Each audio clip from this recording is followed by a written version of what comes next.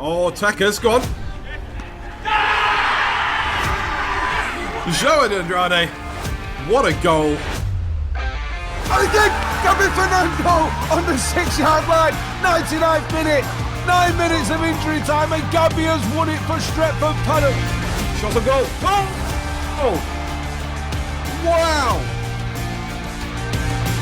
And that is that. Stretford Paddock, first piece of silverware.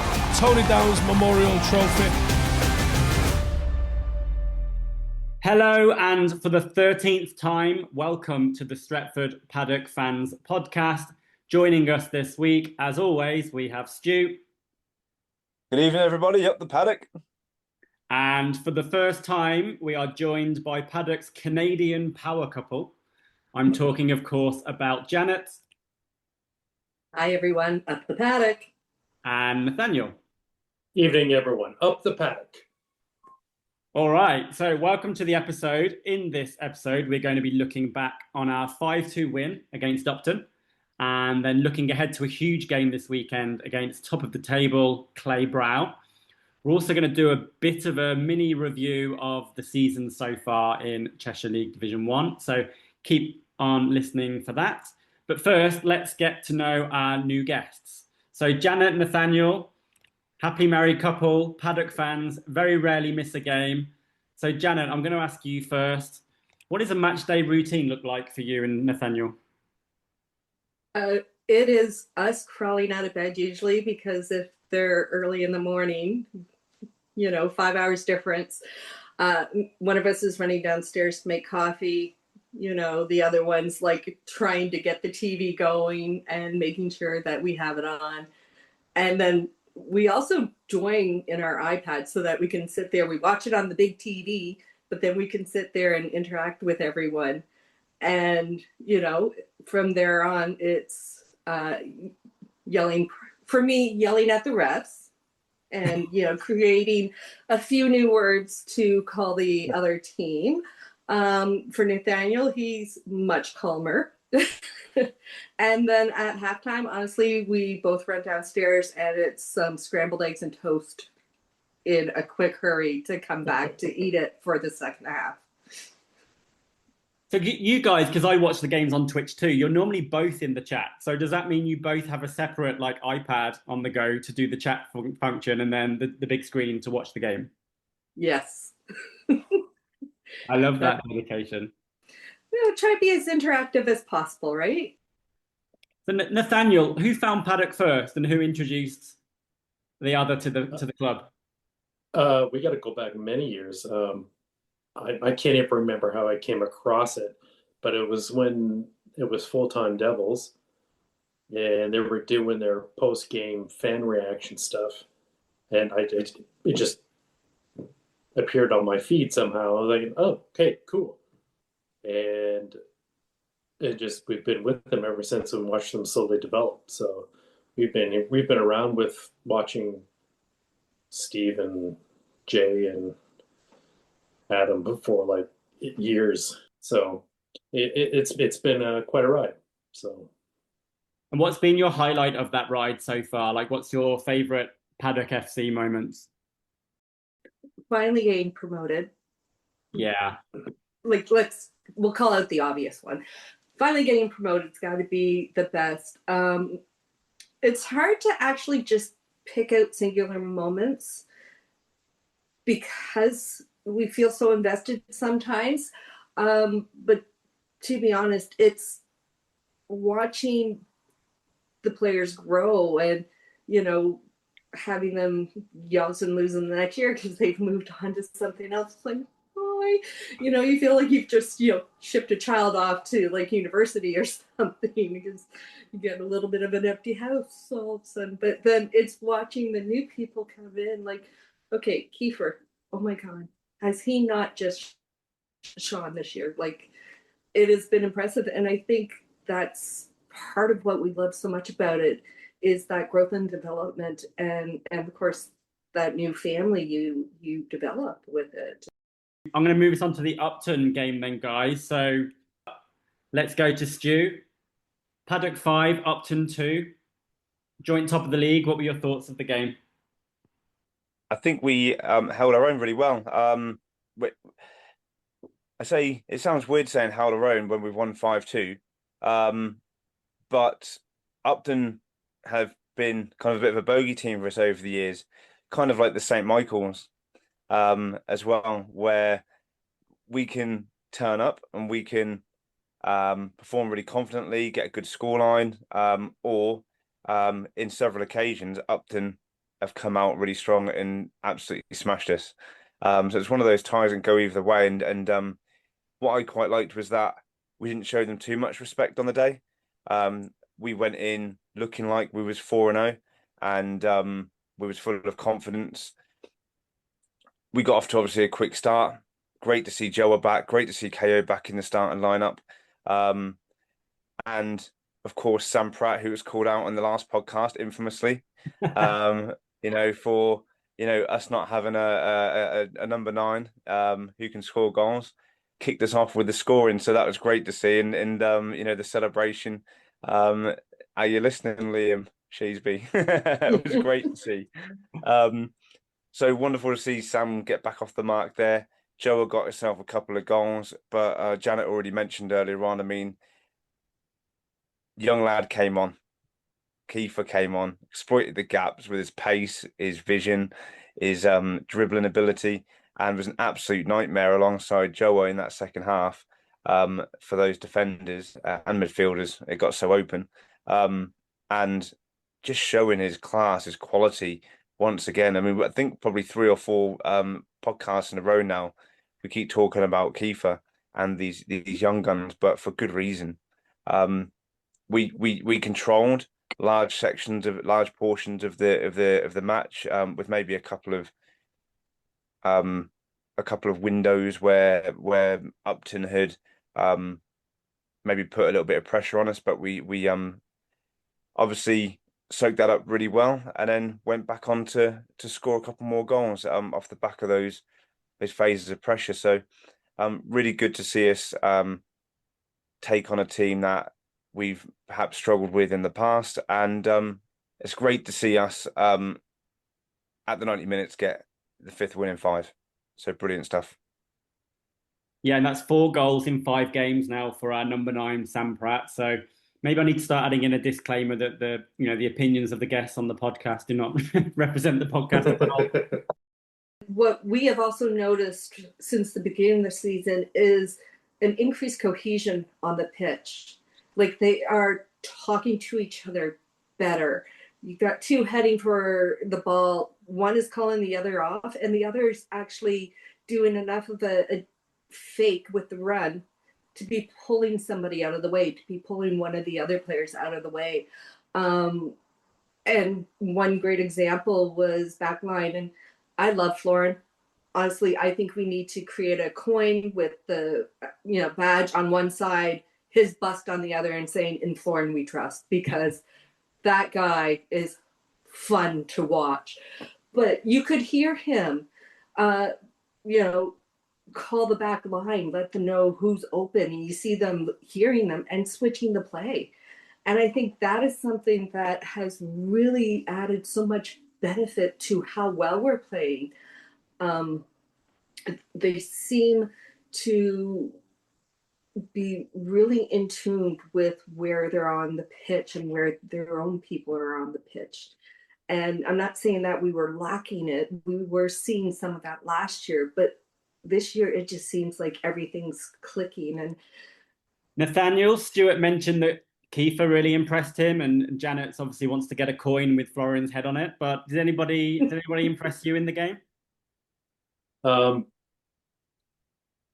I really like watching KO'd in defense. Yeah. I saw him, like, there was a couple of times Upton got a ball through and KO just ran the guy down and got on top of him, and there was nothing they could do. They had to pull the ball back. So I was like, yeah, go get him, big dog. That's all I could think of. I think it's really interesting that Nathaniel and Janet, who watch on Twitch, have picked out one of the major developments in the squad that Steve's been working on for a few seasons, because You go back to the days where we were playing at Wythenshawe and things, and pitch side, you'd hear Steve constantly telling the team to talk more, shout more, challenge Yeah. the ref more, challenge the decisions. And the fact that we're 3 years ahead and promoted, and you're seeing that, you're hearing that the other side of the world on a Twitch stream is absolutely amazing. So that's that can't be understated. Like I say, the improvement there and the impact it has on the team. So Especially with Michael Olatunji unavailable, who is usually with the biggest voice, the one who's always talking, and with him not there, the fact that you could hear like Florin as an example, like stepping up and filling that void. I think on balance of play, when I watched the game, I think 5-2 flattered Paddock. We were really clinical in the final like half an hour, and I think Kiefer coming on made a big difference. We picked up some great goals towards the end of the game. But I thought Upton were a pretty good side, and it sounds ridiculous because they've not won a game yet this year, but actually they were probably the best team we faced this season. And like I said, they took a point off St Helens, so they're not they're not a poor side. I think they've had a particularly difficult start to the year, and I would expect them to kick on and win quite a few games this season. So guys, that puts us 5 wins from 5 games. And we now have the big game this weekend away to Claybrow, where we haven't played these guys for 2 years. When we did play them, we beat them both times. However, we probably got played off the park twice. Maybe that's harsh. We definitely were outplayed away at their place. So we're expecting one hell of a game at the weekend. Maybe I'll go to you first, Stu. Like, what are your hopes, dreams, and expectations for the big game at the weekend? my dreams are that we go and get 3 points. Very similar to the last time we played them away from home. 1-0, wasn't it, Joe Coleman?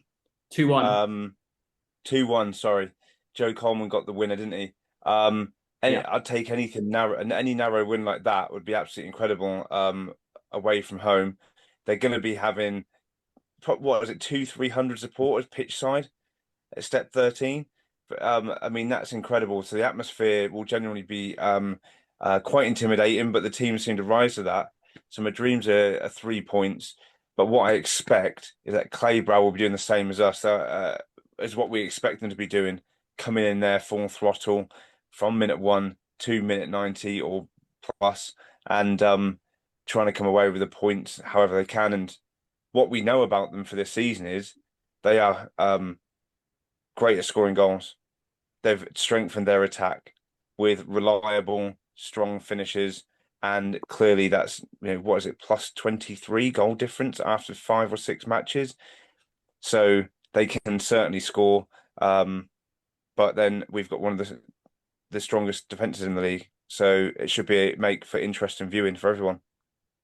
Yeah, some of the recent games they played, their goal scoring has got them out of jail. I think they played Wythenshawe reserves, not their previous game, but the one before that, and they were 5-5 going into like injury time, and they won it with a last minute goal to win 6-5. I mean, if you have to score 6 goals to win a game, then you clearly are conceding goals at the back as well. So there will be opportunities for Paddock to score goals. It's like you say, it's a case of, is Paddock's stringy defense going to be enough to keep them at bay and secure something in a tough game? Nathaniel, what are you expecting from the weekend's game? I'm expecting it's going to be a hell of a fight, and I hope, and if we end up drawing this, I hope this is going to be an awesome 3-3, 4-4 bodies all over the place, and a good fight. That would be great. And yes, snagging the winning goal in the 88th minute would be a dream.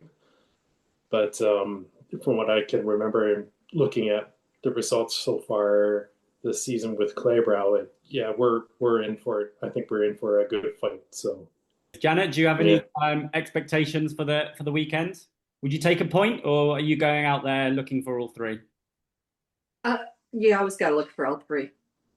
To be honest, despite my sarcasm, I do have that eternal hope. So even a game that we're pretty sure we're going to get absolutely clattered in. It's like, yeah, but, we could still play. And I'm kind of thinking, first, Clay Brow, isn't that something you just want to put a boot through? Like, it sounds kind of fragile to me. So I'm thinking Paddock's going to get something really quick within the first 7-8 minutes, really piss them off. They're going to come back, score 2 by half. We're all going to go get Steve's inspirational talk, which is wonderful. I kind of miss those because I used to love listening to him, dissect everything. And then I see us by 75 tying it up, and in the 88th, like Nathaniel said, 90th, last second ditch effort, go up 3-2. I would love it if that happens. Yeah. I know it's going to be bare knuckles and rough, but I'm pretty sure what we've seen so far is that Paddock doesn't back down. They may get shoved around, they may get, booted, things like that. They just oh, okay, yeah, watch me now.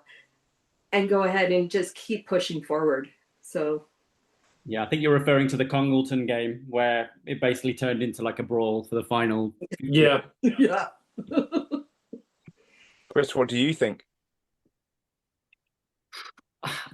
It's without question our toughest game of the season so far. I think it's going to be a real acid test for Paddock. I think this is the barometer of where we are. I think lots of teams will be looking at Paddock and saying, yeah, you won 5 games, but you haven't played X, Y, Z yet. So I think this is the day we find out whether we're on Clay Brow's level or whether they're on our level. Honestly, I think a tricky away game with players missing, I would take a draw because I'm very confident we can beat anybody at Hyde. And I think if you take 4 points off the top teams this year, then you're going to be in a strong position towards the end of the season.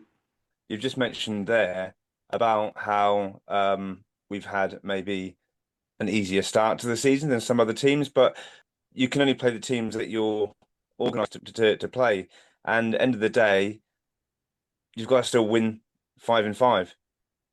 And there is no such thing as an easy game, as every single team, including Clay Brow, including St Helens, Winsford, you've got to turn up. Clay Brow only just beat Wythenshawe, like you say. So people can look at the fixture list and the result list and go, well, Paddock had 3 or 4 teams that maybe are going to be in the dogfight for relegation at the back end of the season, but we still need to beat them. We'll still need to try and beat Clay Brow at the weekend. So that argument's null and void about who had the hardest start to the season, in my opinion. Yeah, I completely agree. I mean, whether the 5 games are easy or hard, there's plenty of teams that have lost or drawn against the quote-unquote easier games. So, yeah, the boys have been given a challenge to win 5 games, and they did that. So you can't do any more than 15 points from 5 games. Mm-hmm. Janet, you mentioned being impressed with Kiefer in his appearance off the bench in the previous game. Does he get straight back into your starting 11 for the Clay Brow game, or would you reuse him off the bench again? God, I would love for him to play a full game, but I like him coming off the bench. He has such speed that I'd rather have him running like he just ate a bag of Skittles at a tired defense, because he has the ability to maneuver. He can get through, break the line. And with his pace, I think that is when I would want to bring him in. I'm also one of these people, background in healthcare, I'm cautious about when putting young people up against older people because of that whole growth and development. And I wouldn't want something to happen that's, going to have that negative impact. But just to see him come on, even for a good 20 minutes, bring him on 60, 65 minute mark, and just have him run full speed at the defense, they're going to be crying. They're going to be tired because they would have already gone through 65 minutes of, our starting 11 running at them. And again, our boys aren't slow and they have skill. and it would be very frustrating. I'm also a defenseman, so I know which people I don't want to see. And Kiefer would be one at 65 minutes coming on fresh and be like, no, I'm tapping out, no, done. So I think that's when I would want to bring him in, but I do want to see Kiefer start a game because I think he has the ability. Yeah, he's definitely ready. I'm really curious to see what happens with the team at the weekend. Because there's one other dilemma which I'm going to throw at you, Nathaniel, because you mentioned you were impressed with KO's performance in the game against Upton, and he did get man of the match. But does he keep his spot in the heart of the defence, or do you bring back in Michael Olatunji, who I think was man of the match in the previous game? So what would you do there? Yeah.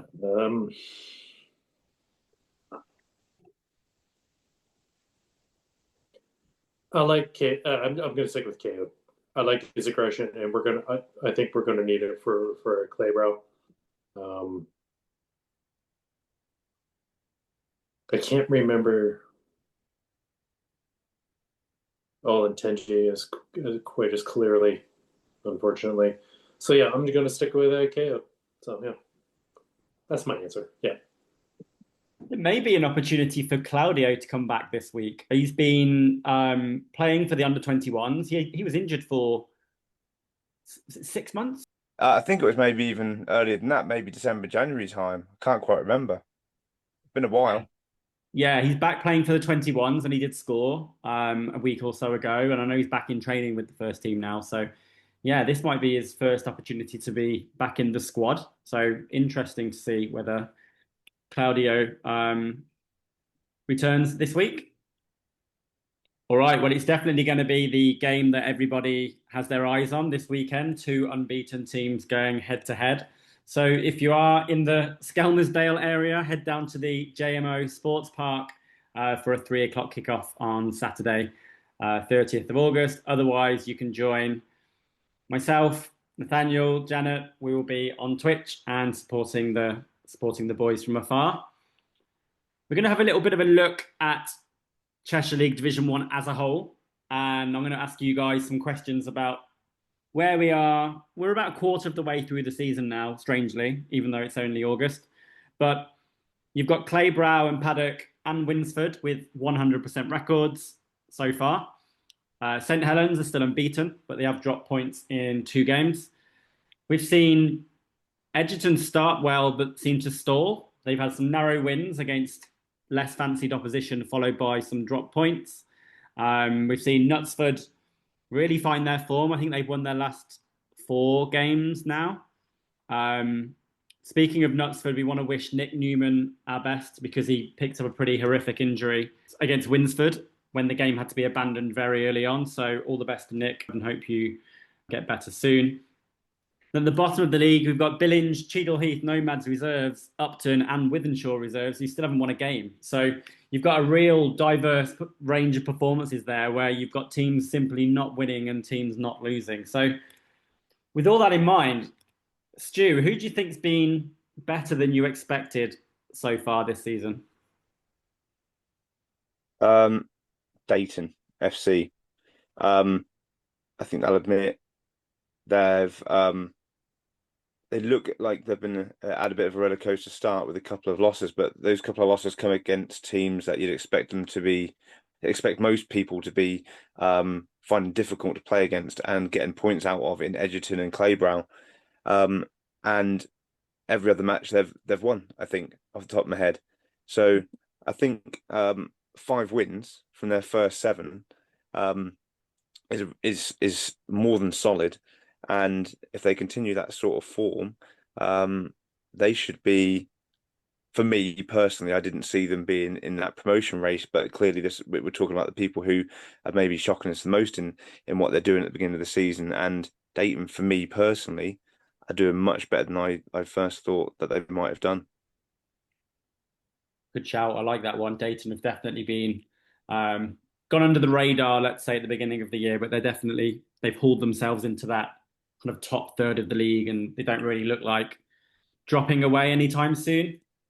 All right, I'm going to do one more round of a question about this, and I've unashamedly stolen it from Sky Sports, but I'm going to call it the one to watch. So that could mean anything, like one to watch because they're going to, be incredible, or they're going to fall off the face of the earth. Just something's going to happen with them. And with amateur football, that could mean many, many things. So, Stu, who are your team to watch from end of August to the end of the season?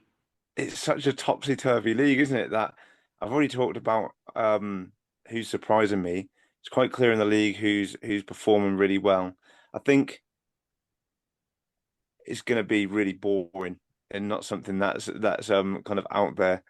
But I think if we look at St Helens Town, they're mid-table at the moment, 2 wins with 2 draws. I think if you're coming into Division One, you'd probably take that all day long at the beginning of your first season in that league. And I think with St Helens, they're going to go from strength to strength and keep pushing up that table. I think we've talked about St Helens quite a lot on this pod in 13 episodes, but I don't think their position really speaks volumes about what they're going to do this season. I think they're just still warming up. So if we're talking about one to watch, I think St Helens might be one of those that will steadily creep up that table and collecting the points as the weeks go on. Yeah, they've only dropped points in 2 games so far. They've actually got quite a lot of games in hand, but they will be disappointed with that draw with Upton, with that last minute kind of equaliser. But yeah, their 2-2 draw at the start of the year against Edgerton, I mean, that can happen. Edgerton on their day, we know they've got some quality players. They can take points off any of the leading sides. Janet, do you have anybody that we should be watching and keeping our eye on because they're about to do something unexpected? So I think Sandbach United reserves, to be honest. I kind of get the essence from what I've seen of them that right now they're kind of holding their own, but I think they're also trying to bang off the rest from last year. I think, like Nathaniel said with St. Helens, something's going to click and all of a sudden they're going to be doing well.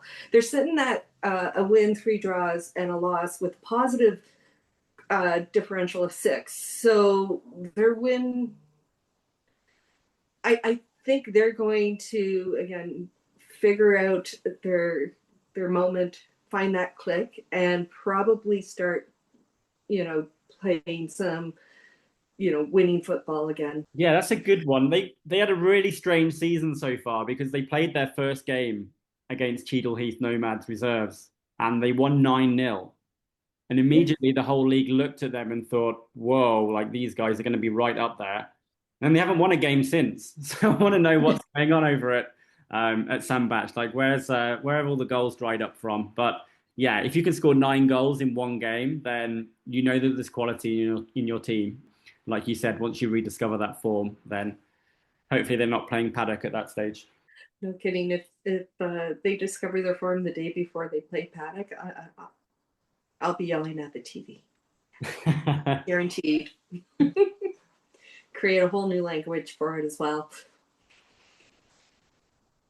All right. Well, that might be a good place to wrap up then, guys, because that's probably where we're all going to see each other on Saturday. So you guys across the pond, will you both be tuning in on Twitch to watch the big top of the table clash? Oh, yeah. Oh, yeah. Absolutely. And Stu, are you heading over to Skelmersdale with the flags to get behind the boys in person? Sadly not. I'm at a wedding this weekend, so I'll be on the Twitch myself if I get a chance during the wedding. So yeah, I think if I was going in person, I'd be leaving the flags at home as well. It can get pretty hostile. Yeah, you're gonna have a bit more difficulty having the Canadian setup with like multiple screens while you're at a wedding. Yeah, tell me about it. I might get some looks. All right, well, Nathaniel, Janet, it's great having you on. I really appreciate your time joining us. I mean, admittedly, it's nearly midnight where we are, so thanks to Stu for accommodating our friends across the pond too.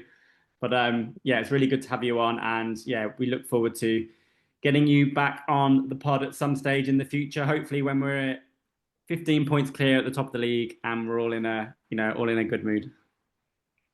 That would be something. This has been an absolute pleasure finally getting to do this, meeting some of the fellow supporters. So top of the head to all of you. Thanks a lot.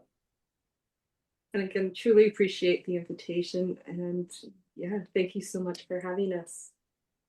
It's a real shame that this is an audio only podcast, because if you guys could see our Canadian fans in their Paddock jerseys representing from London, Ontario, it just shows what like a global reach the club has got, even down in Cheshire League Division One, for now at least. Let's wrap it up then, guys. So let's say goodbye from Janet. Goodbye. Up the Paddock. Goodbye from Nathaniel. See you, everyone. Look to see you on Saturday. Up the Paddock. And goodbye from Stu. Goodbye, everyone. Up the Paddock, and have a great weekend at football, everyone. And it's goodbye from me. Up the Paddock.